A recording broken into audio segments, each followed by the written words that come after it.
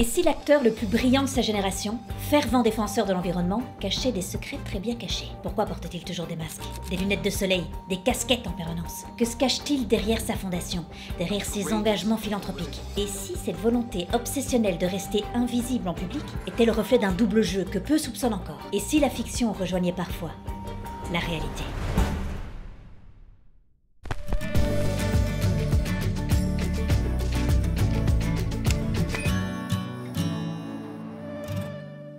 Bonjour à tous, bonjour à toutes, j'espère que vous allez bien. Deux choses. Dois-je préciser que cette casquette ne me va pas? Et dois-je préciser que cette casquette est une blague? Too old for DiCaprio. Je n'en ai rien à faire de sa vie privée. Elle croit quand même pas qu'à 24 ans, elle aurait eu une chance. En plus, j'ai 23 ans, je me sens pas concernée. Quoi? Leonardo DiCaprio, comme je le disais, probablement l'acteur le plus brillant de sa génération, acteur oscarisé. Leonardo DiCaprio. Je me rappelle, j'ai pleuré quand il a gagné. Depuis l'incident de la porte, il le méritait. J'aime beaucoup cet acteur, ok? J'ai failli devenir physicienne pour comprendre à la perfection la répartition des charges et prouver qu'il y avait de la place pour deux. Ce qu'Hollywood attendait, c'est qu'il se fasse déchiqueter par un ours. En parlant de déchiqueter, parlant d'ours, parlons d'environnement. Oui, quand on parle de DiCaprio, on doit parler évidemment également de son engagement environnemental. Le mec a toujours été focus sur ça en parallèle de sa carrière. Son Instagram, c'est pas un feed, c'est un safari. Il y a de la tortue, il y a du gorille, il y a du coléoptère. Sachez que Léo en a même un qui porte son nom. Si, en hommage à son engagement écologique, des chercheurs ont prénommé une espèce de coléoptère, découverte en Malaisie, Groovelinus Leonardo DiCaprio. Ce qu'on peut faire mieux en termes d'honneur. Bon, objectivement oui, mais c'est pas tout. Un serpent menacé d'extinction a aussi été nommé en son hommage. C'est Leonardo DiCaprio lui-même qui a choisi le nom. Sibone Imerline DiCaprio. En hommage à sa mère. Imerline DiCaprio. Question, les noms latins donnés aux espèces en tout genre, on se fout de notre gueule depuis le début? Non mais parce que les scientifiques ils ont l'air un peu smart avec leur nom en latin, toi t'es trop fier d'en avoir retenu un, mais en fait c'est le nom de la mère à DiCaprio. C'est pas tout, un arbre porte également son nom, bah oui. Il s'agit d'un arbre du Cameroun situé dans la forêt d'Ebo. Encore un hommage donc parce que l'acteur avait lutté pour la préservation de cette forêt. Malgré ça, et malgré que j'aime beaucoup l'acteur, DiCaprio a toujours titillé un truc en moi. Ses choix de vie ne correspondant pas toujours à ses engagements. Et évidemment, personne n'est parfait, et on est tous plein de contradictions, mais c'est justement sa dernière contradiction en date qui a été mon déclic pour faire cette vidéo. C'est un nouveau style à LA? Prévenez-moi parce que je voudrais pas avoir l'air débilos. En plus d'avoir l'air débilos, cette vidéo de Léo a été prise au mariage de Bezos, à Venise. Leonardo est très ami avec Bezos. Il l'a même rejoint plus tard en été sur son yacht à Ibiza. Ami avec l'un des plus gros pollueurs au monde? Faut que je creuse dans sa fondation, dans ses actions. Puis Bezos, il investit massivement avec son propre fonds dans des actions climatiques. Je sais pas, peut-être que je me trompe sur ce monsieur. Leonardo, messager de la paix pour le réchauffement climatique à l'ONU depuis 2014, très bon pote avec Bezos. C'est peut-être pas bizarre. It is a question of our own survival. Il a l'air d'avoir compris que le message était important. Leonardo DiCaprio, qui après son tournage dans Don't Look Up, où il joue un scientifique qui tente désespérément d'alerter les autorités, les médias et le grand public sur la catastrophe à venir.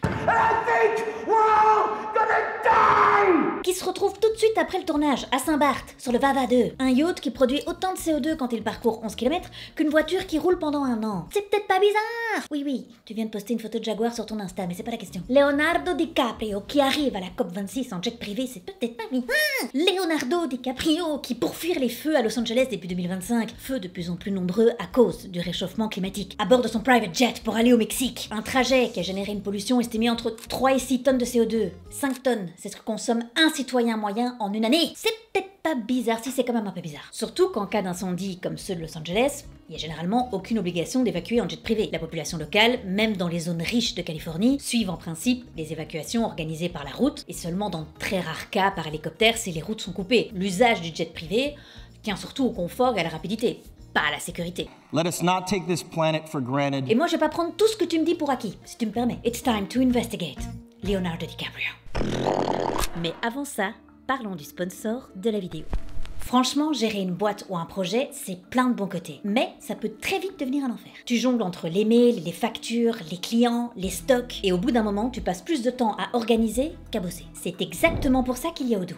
Ils vont te sauver. En gros, c'est une seule plateforme qui va regrouper tout ce dont tu as besoin. La compta, les factures, la gestion de stock, ton site web et même un CRM, c'est-à-dire un outil pour gérer tes clients et ton suivi commercial. Au total, plus de 45 applis qui se parlent entre elles. Du coup, tout est centralisé, fluide, c'est beaucoup plus simple et c'est beaucoup plus économique. Odoo, c'est une entreprise belge avec plus de 15 millions d'utilisateurs dans le monde, 24 bureaux répartis dans le monde entier et qui bosse avec des petites comme avec des très grosses entreprises. Le truc cool, c'est que tu peux commencer avec une seule application qui est gratuite à vie. Et si tu as besoin de plus, tu peux rajouter ce que tu as besoin au fur et à mesure. Et même avec tout le package, ça commence à 19,90 € par mois. Donc si tu en as marre de perdre du temps avec plus de 15 logiciels différents, Odoo va clairement te simplifier la vie. Je vous mets le lien en description, allez jeter un œil, vous allez voir, ça change tout.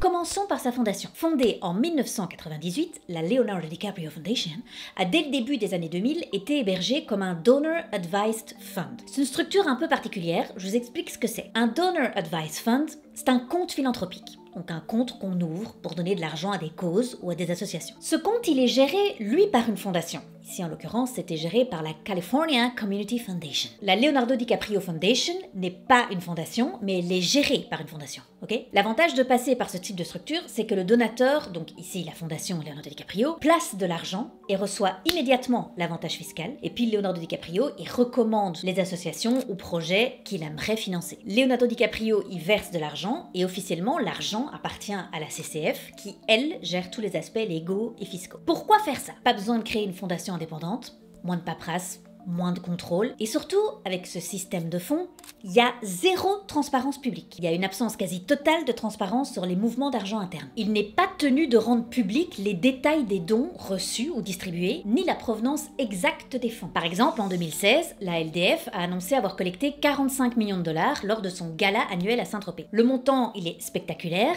mais il reste non vérifié. Aucun document ne permet d'accéder à ce qui a réellement été perçu ou dépensé. Et le fonctionnement de sa fondation a fonctionné comme ça de 1998 à 2016. Il va faire un changement dans la structure de son entreprise en 2016, tout de suite après qu'une affaire de corruption, l'affaire 1MDB, explose publiquement en juillet 2016. Quelle est cette affaire qui à la base n'est pas liée à Leonardo DiCaprio, mais qui l'implique lui et sa fondation d'une certaine manière? Le département de la justice américaine lance une vaste plainte pour saisir plus d'1 milliard de dollars d'actifs liés à un fonds souverain malaisien, incluant le Loup de Wall Street, le film, et des dons liés à la Leonardo DiCaprio Foundation. Déjà, c'est quoi un fonds souverain, rapidement? C'est une tirelire géante appartenant à un pays dans laquelle l'État met de l'argent de côté, souvent grâce aux revenus du pétrole, du gaz. Au lieu de laisser cet argent dormir, le pays l'investit dans des actions, dans l'immobilier ou même dans d'autres entreprises. L'objectif est de faire fructifier cet argent pour les générations futures ou pour stabiliser l'économie du pays en cas de crise. À la base, c'était donc un fonds souverain, mais en réalité, le fonds a été utilisé pour financer des projets douteux, des pots de vin ou simplement à enrichir certaines personnes. C'est une énorme affaire de corruption et de détournement de fonds qui a éclaté au grand jour dans les années 2010. C'était quoi le mode opératoire? Des responsables politiques et des proches du pouvoir, dont Najib Razak, qui était le premier ministre malaisien de l'époque, ont manipulé les comptes et les transactions de 1MDB avec l'aide de banques internationales et d'intermédiaires comme Joe Low, qui est un financier malaisien proche du premier ministre, et de stars hollywoodiennes, dont Leonardo DiCaprio. Plus de 3,5 milliards de dollars de fonds appartenant à 1MDB auraient été détournés. Mais c'est pas rien. Ok, le rapport avec DiCaprio? Le Joe Low là, qui se présentait comme un grand intermédiaire de deals internationaux. Faut savoir que c'était lui le cerveau principal du détournement de fonds. Joe Low, il a utilisé cet argent pour acheter des biens de luxe dans le monde entier, il a acheté un yacht, il a acheté des hôtels, et alors il a aussi investi dans des films hollywoodiens via Red Granite Pictures. Quel film a été financé entre autres par Red Granite? Où est la fiction? Où est la réalité? À partir de maintenant dans cette vidéo, vous serez perdu en permanence. C'est entre autres grâce à cet argent que le Loup de Wall Street a été financé. Red Granite a déboursé 100 millions pour aider Scorsese à réaliser le film. Et alors, le Joe Low là, il a fait un don pour le film en son nom, une contribution de plusieurs millions selon les sources. Il a même un Special Thanks, Special Mercy dans les crédits du film. DiCaprio a aussi reçu des cadeaux somptueux liés à cet argent blanchi, par exemple des œuvres d'art comme un tableau de Picasso d'une valeur estimée à 3,2 millions de dollars et un collage de Jean-Michel Basquiat estimé à 9 millions de dollars, tous les deux offerts par Joe Low. Il a même reçu un Oscar gagné par Marlon Brando. Depuis que le scandale a explosé, le Joe Low, il est toujours en fuite et Leonardo DiCaprio, il a témoigné devant un tribunal fédéral américain dans le cadre de cette affaire. Il a expliqué que, avant d'accepter les fonds, la légitimité de Joe Low et de son financement avait été rigoureusement vérifiée par son équipe et le studio, les autorisant à lui donner le feu vert. La sécurité d'abord. On ne veut pas avoir mauvaise réputation. Ok Didi, je l'appelle Didi, je fais ce que je veux. Pour la prochaine fois, quand quelqu'un t'offre un Picasso et un Basquiat pour des dizaines de millions de dollars, t'es un très bon acteur, je suis sûre que tu reçois beaucoup de très beaux cadeaux. Mais là, c'est un peu trop. Oui, c'est suspect. Dis-leur, invitez-moi à dîner, invitez-moi au défilé Victoria's Secret, enfin je veux dire, fais-toi plaisir, hein, mais apprends à lire les red flags d'une arnaque. I pretend for a living. Ah oui, mais nous on avait compris dans tes films, c'est dans ta vie en général également? Réponds Didi. Dédé. Je continue avec l'anecdote de DiCaprio qui raconte comment il a rencontré Jolo. Je l'ai rencontré lors d'une fête d'anniversaire à Las Vegas en 2010. Je me rappelle également d'un voyage extravagant pour célébrer le nouvel an, 2 fois en une seule journée. D'abord en Australie, puis à Las Vegas, à bord du jet privé de l'eau. Ah oui, le 31 décembre, vous l'imaginez dans un écologe en train d'observer un chimpanzé, rien à voir, hein. C'est comme ça qu'on attire les chimpanzés, pardon. Non, DiCaprio, c'est 31 décembre, c'est ça. Dans son premier discours à l'ONU, Léo interpelle les dirigeants du monde entier. We beg of you to face it with courage and honesty. Ce que moi j'entends, c'est faites ce que je dis, pas ce que je fais. Mais bon. Selon le Bruno Manser Fund, qui est une ONG suisse spécialisée dans la protection des forêts tropicales et la défense des droits des peuples autochtones, DiCaprio aurait aussi reçu de l'argent de Jolo, notamment via une vente aux enchères caritative organisée par Christie's en 2013, où Lo aurait utilisé 1,1 million issus donc de fonds détournés pour acheter des œuvres, dont une sculpture d'une valeur d'environ 700 000 $, offerte ensuite à la fondation de DiCaprio. L'ONG explique que la corruption politique en Malaisie alimente la déforestation. Les politiciens en Malaisie ont gagné des milliards de dollars en détruisant illégalement la forêt tropicale. Il accuse donc DiCaprio et sa fondation d'hypocrisie, de lutter contre la déforestation, tout en acceptant de l'argent potentiellement issu de corruption. Pour eux, c'est une contradiction complète avec les objectifs de sa fondation. Mais le coléoptère, là, Léo, merde, bah si, il vit en Malaisie, le gros Vélénus Leonardo DiCaprio. Ah ben, a pu, hein. Ah ben un arbre qui lui est tombé sur le coin de la gueule, hein. Il n'y en avait pas plus qu'un. Bon, vous voulez flinguer mon sketch ou quoi? Quand l'affaire de IMDb explose, on a demandé au président mondial de la collecte de fonds de la Leonardo DiCaprio Foundation de commenter l'affaire. Il a refusé. Les gars, asseyez-vous, s'il vous plaît. Le président mondial de la collecte de fonds s'appelle Milutin Gatsby. Mais j'avais la sensation gênante qu'il dissimulait des secrets. Ah mais cette vidéo c'est la réalité, la fiction, comprend plus. Tiens, un petit sac pour vomi. En 2016, quand le scandale explose, DiCaprio y prend tout de suite les devants en coopérant directement avec les autorités et en s'engageant à restituer toute somme éventuellement identifiée comme provenant de IMDb. Il y a eu confirmation que certains dons venaient de Jolo, sans accusation criminelle contre DiCaprio. The Guardian, en 2016, confirme que DiCaprio s'est engagé à restituer tout don ou cadeau lié au scandale, sans être accusé lui-même de crime. How the hell did that happen? I have no idea. Ce que je vais dire maintenant est une pure spéculation. C'est pas vérifié, c'est rien, mais je pose la question. On peut pas poser la question. Y aurait-il eu un deal sous la table? Un énième pont peut-être avec un de ses rôles? Would you be interested in working with the FBI's Financial Crimes Unit? Du coup, c'est après ce scandale que la fondation a changé de statut, chouette timing, pour devenir une entité indépendante. Donc là, maintenant, elle doit publier des rapports comme toute autre ONG. En 2019, la fondation a fusionné avec Earth Alliance et maintenant, la fondation elle est devenue inactive. Et en 2024, un nouvel organisme appelé Rewild a été créé et Leonardo DiCaprio est les membres fondateurs du conseil d'administration. On va parler maintenant du pote de Leonardo DiCaprio, Jeff Bezos. Lui-même, il n'a pas l'air sûr de cette amitié. Léo et Jeff sont peut-être unis autour de la cause environnementale, vous ne savez pas, personne ne sait, arrêtez. Ils ont peut-être discuté de ça, quand Léo a passé une semaine en août à bord de son yacht, le Kourou. Un seul jour de navigation du Kourou, c'est 20 tonnes de CO2 par jour. C'est l'émission journalière de 4500 voitures. La conversation a été fructueuse, j'espère. Jeff Bezos, il donne de l'argent pour la cause climatique. Le Jeff Bezos Fund, c'est plus de 10 milliards de dollars pour le climat et pour la biodiversité. En 2024, lui et sa femme ont reçu le Global Visionary Award pour la contribution justement de ce fonds pour l'environnement. Ce fonds, c'est devenu l'une des voies les plus influentes dans le secteur du climat. Des subventions de plusieurs millions de dollars soutiennent des dizaines d'ONG. Le problème, c'est que au sein des experts du climat, l'ambiance autour de ce Jeff Bezos Fund commence à créer un malaise de plus en plus important. Des chercheurs, des conseillers en politique climatique et des membres d'ONG ont exprimé leurs inquiétudes sur le niveau d'influence qu'a justement ce Jeff Bezos Fund sur des institutions environnementales cruciales pour le changement climatique et la biodiversité. Déjà, beaucoup d'institutions, elles ont ce fonds comme plus gros donateur. Quand on leur pose la question, il y en a beaucoup qui veulent pas répondre parce qu'ils ont peur de perdre cette donation. Ça commence à devenir un petit peu difficile de les critiquer. Le docteur Stefan Singer, qui est conseiller mondial en politique énergétique, il nous dit « Il existe de sérieux problèmes quant à leur implication politique, et en plus les projets du Bezos Fund ne s'attaquent pas aux enjeux clés de la crise climatique.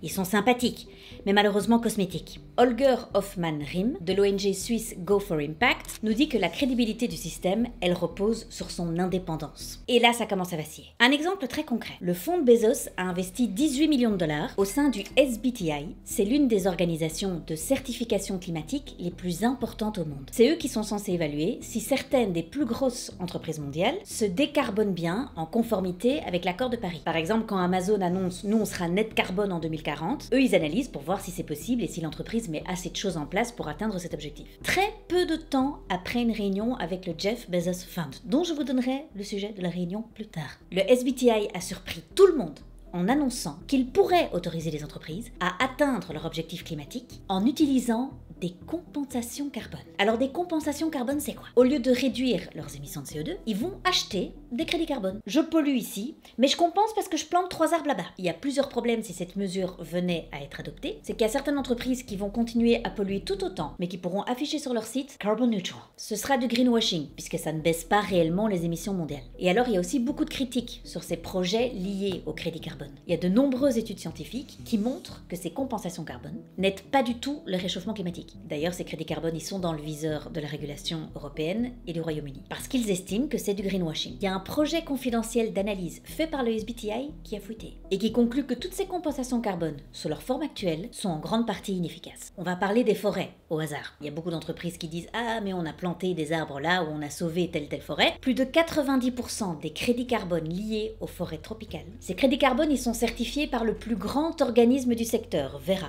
Eh bien, 90% de ces crédits carbone sont sans valeur. Ces crédits carbone forestiers, et qui sont utilisés par Disney, par Shell, par Gucci, sont non seulement en majorité sans valeur, mais en plus ils pourraient aggraver le réchauffement climatique selon cette analyse. Donc si cette règle du SBTI est finalement approuvée, ça va permettre aux gros pollueurs d'acheter des crédits carbone au lieu de réellement réduire leurs émissions. Quand cette info a fuité, même au sein du SBTI, on a demandé que le PDG saute, alors là il a dit non, vous avez mal compris, il n'y a aucune règle qui a été modifiée pour le moment, hein. C'est un projet, on dit juste ça comme ça.